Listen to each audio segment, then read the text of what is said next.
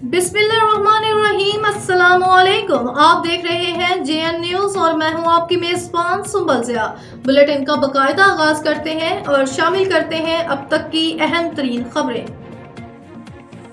PTI उम्मीदवारों तैमूर झगड़ा, कामरान बंगिश व दीगर उम्मीदवारों की फॉर्म 45 की मुसद्दिका कापियाँ लेने की दरख्वास्त मंजूर।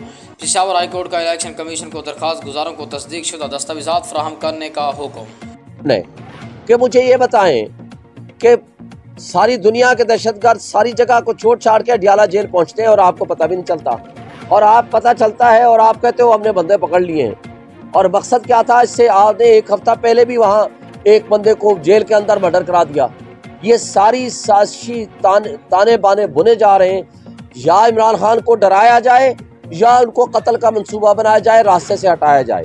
ये सारे ड्रामे हैं और वो किरदार जो इस वक्त इमरान खान का मुकाबला नहीं कर सकते, उससे ऊपर पहले भी 3 दफा अटैक हो चुके हैं। एक दफा गोली की सूरत में, एक दफा यहाँ अटैक हुआ था, एक दफा आपको पता है हेलीकॉप्टर के जरिए भी उसमें कोशिश की गई थी।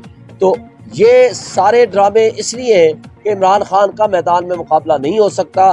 फॉर दैट पर्पस ये माफिया उनके खिलाफ इस तरह की हरकतें कर रहा है ताकि उनको डरा धमका के या उनको कत्ल कराएं या ऐसी कोई साजिश बुने, और इसके पीछे कोई भी किसी किस्म की भी साजिश हो सकती है जिसकी हम शदीद मजम्मत करते हैं। और हम ये मुतालबा करते हैं कि इमरान खान को अगर कुछ हुआ तो उसकी जिम्मेदारी हमारे मुल्क की एस्टेब्लिशमेंट पे भी होगी, हमारे मुल्क के इस वक्त मुख्तदर तमाम जो हुकूमतें बैठी हुई हैं उन सब पे होगी।